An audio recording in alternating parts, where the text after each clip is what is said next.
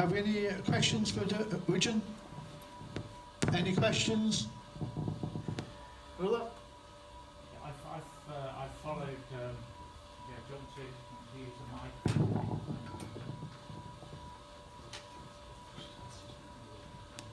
So, I've followed the story of Rojava for about 5 years now. In terms of the constitution for Rojava is a beacon of enlightenment in the Middle East, and actually far wider than that in terms of grassroots democracy, equal rights for women.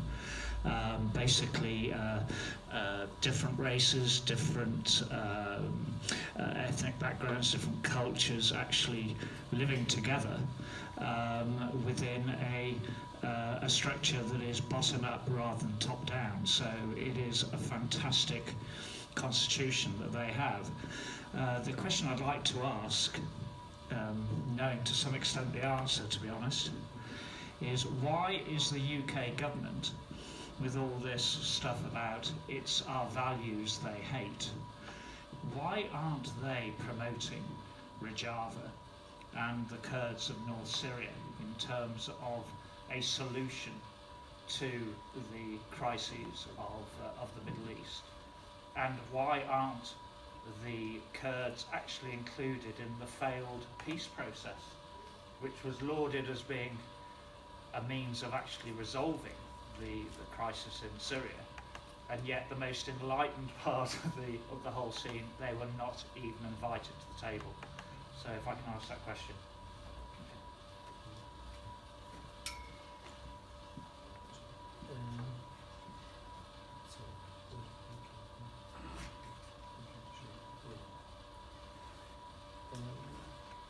This question is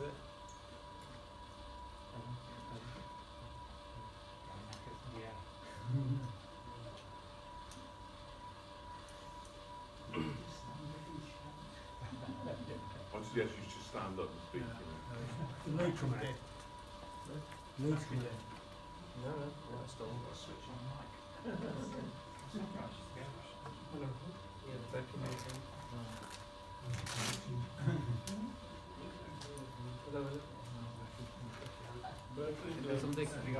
Yeah, I can. Yeah. I hope to not answer this question. I will try, of course. Yes. Why I can't answer accurately this question?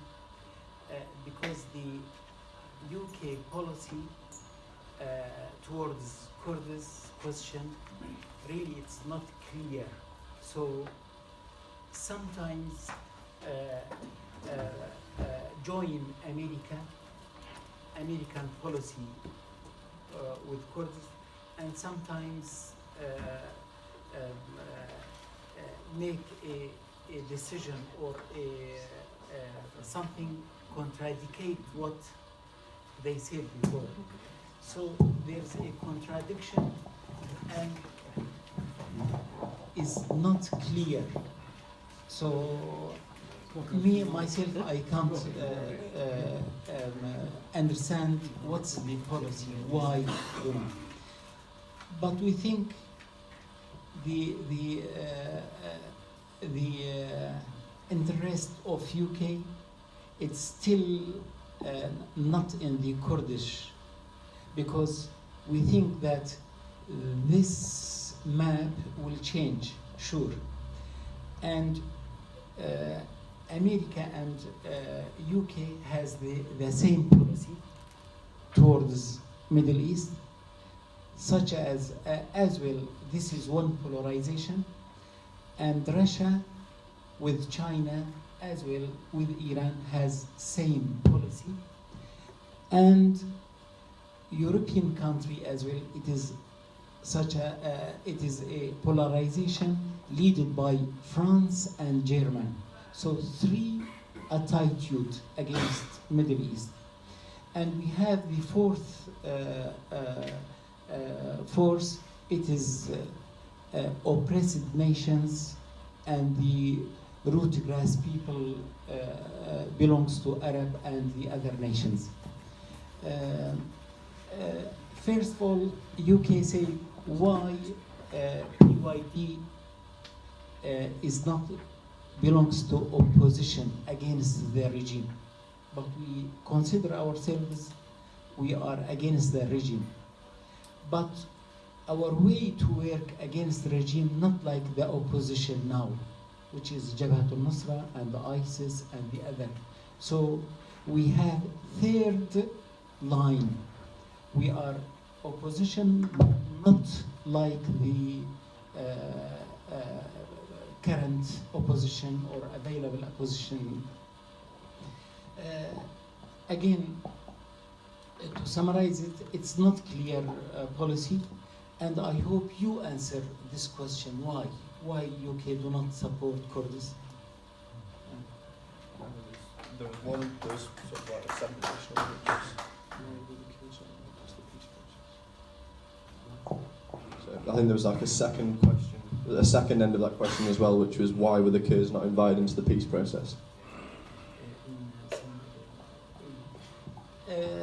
We think that why do not involve Kurds as a part in the peace process? Because the big powers wants to make more problem. We don't think that the Russia or the America or other forces which involved like Iran and ISIS, they do not want to solve the problem. And the decision, it's not Syrian people decision to solve their problems. And when they try to involve, they make more by the Geneva or Astana or the other. We don't feel that they have this decision to solve the problem, because as the result of every agreement make it is more complicated.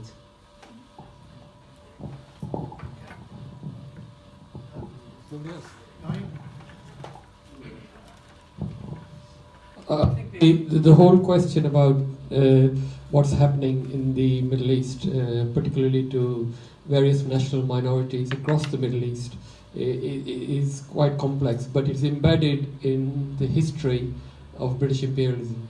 And I think that is the first thing we got to recognize. I think it was Winston Churchill when he was asked, what do you think about the Palestinians and should they not have the right to decide who's going to live in that land? And his response was that you don't ask a dog what to do with the kennel. Okay. Now that is his response to all the questions in terms, that is British imperialism's answer to most of the nationalist movements, most of the people fighting for independence. And I think it was in the 1920s or 1930s, maybe you'll correct me, when Kurdistan was actually being bombed by the British Air Force. The Air Force commanders said to Winston Churchill, surely this is against international and humanitarian laws. And his response again was, Kurdish people are not human beings. So I think that's the impact we've got to be looking at. What's happening in Palestine? I mean, today, while we are talking here, the Israeli forces are shooting at Palestinians who are demanding their right to be able to return to their own lands. And I think that is the reality of what's actually happening in Middle East. Why people of the Middle East are never consulted about how peace can be established in their place.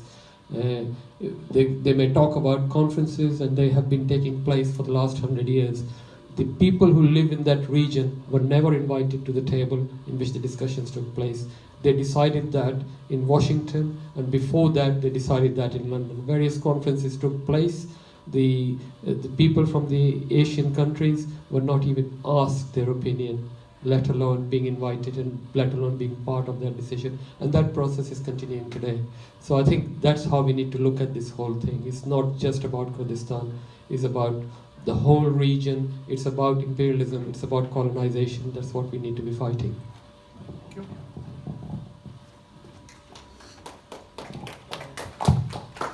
Thank you. Only one point. Severe agreement recognized Kurdistan at 1920, but later in Bruxelles agreement, then Lausanne agreement, which collapsed this agreement. And you say Winston Churchill, that's correct. Yes, because they interest in king, Arabs king more than the Kurdish people. Yeah. I just wanted to ask you, is your ideological leader is in prison in Turkey? I can't remember his name. Abdullah Öcalan. Yes, yes. Öcalan. Yes. Oh, yeah. Yeah. Will he ever be released, or?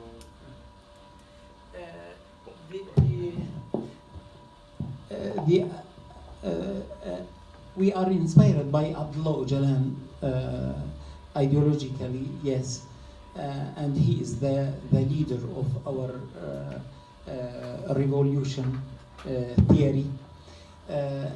Will he be released? I think this is related to the Kurdish question. If the Kurdish question be solved, Abdullah Öcalan will be a part of it. And if not, he will continue in prison. Yes, my name is Edo. You want the microphone? No. I will follow the path set by my friend Malik. I come from South America, okay? The Spanish took over South America and destroyed the geography, the organization, the countries that actually Mayas, Mapuches, Incas have there. Now, if you expect that actually retrade the background of those countries. Do you need the microphone? People can't hear you.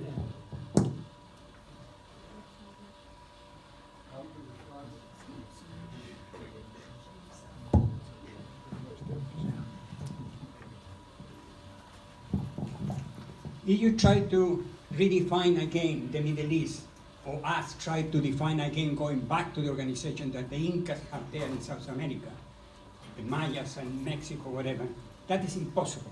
As Malik said, imperialisms of different kinds, Spanish, British, have already colonized and divided land. And fighting for that, with all respect, I say that it's trying to back 80, 100 years ago, when the Middle East was completely divided between England, France. So I think that maybe a solution, it is in a federation. In a federation, you have the right to your language, you have the right, but you participate with the other in deciding what should be done as a confederation, not an individual country. Honestly, I apologize to you, but I don't think that actually that offered an avenue to reconstruct your country. I don't think that that is a possibility now. As you said, for example, Russia, Iran, Turkey on the other side, they have, and British and the United States already have designed and divided that land. And I don't think that that is possible to try to go back in years. So maybe a federation is the best thing you can opt for.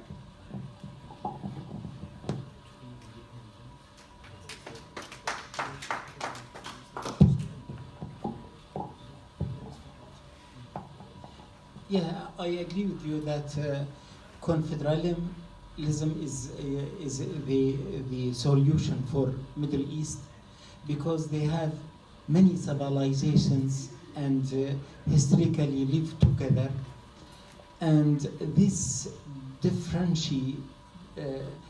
civilization were in conflict last few hundred years, but there's a possibility to live together. And I think federalism, democratic confederalism, it would be the best solution, and local administration, local self-administration, to build this institute and make to govern itself. State and authority as I said, it will be a risk for Middle East to ask, like Arabism. Now we have many states like Ba'ath Party and Saddam before, and today in south of Sudan. So state is not successful in the Middle East. Final question, Stuart. Yeah, I mean, the Kurdish brother talked about the invasion of northern Syria and the conquest of Afrin. I think it's two important aspects to that. You had the invasion of a sovereign country by a NATO country. Now, when Russia invaded the Crimea, horror, economic sanctions, what's happened on the Turkish invasion of Afrin? They publicly support it, publicly support it. Terrible hypocrisy. The other crucial thing is that the Turkish army marched in on Afrin with the Syrian Free Army, the key part of the opposition forces to the brutal dictatorship, which many people on the left in Britain, rather tragically, and there's one comrade here who very recently argued that one should support the Syrian Free Army, actually engaged in a brutal killing of the really only progressive force inside Syria, i.e. the Kurdish population. And I think we have to understand there clearly has been progressive and democratic forces. Some of the democratic activists in Dumar, before they were taken over by the regime, were kept in cages, public cages, by the Islamist forces, by the Jaish al-Nusra, etc. That's important. So what's important to understand is that there are two sets of reactionary forces, the Assad regime and the Islamist forces, including the Free Syrian Army. There are small pockets. For shame. I'll interrupt you, mate. There are people on the left, as I said, supporting reactionary Islamist forces, actually, and that we've got to be clear about. But the other thing you've got to say, and unfortunately, I went to a recent meeting where the Home Kurdish stand by the Plan C. There was no mention of the simple fact, that Britain, America, Russia, and Iran should not be involved in there. We should allow the Syrian people, including the Kurdish people, to determine their thing.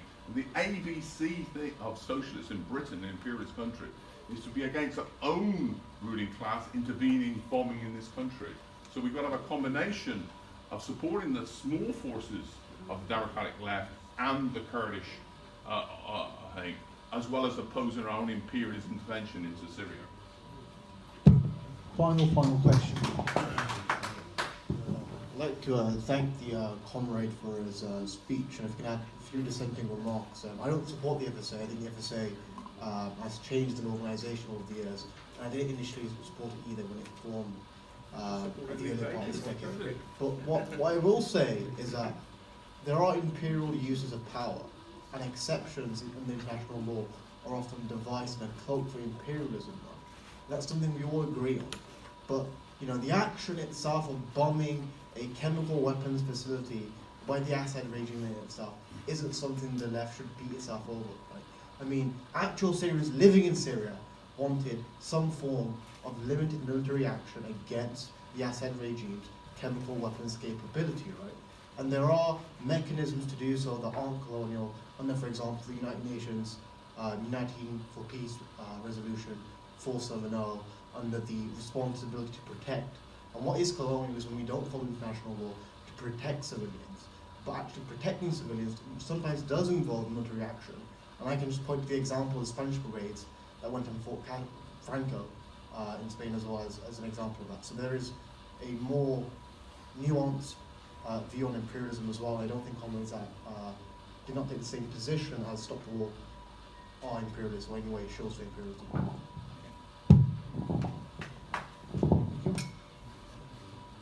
Can we thank Widgeon for his excellent contribution this afternoon?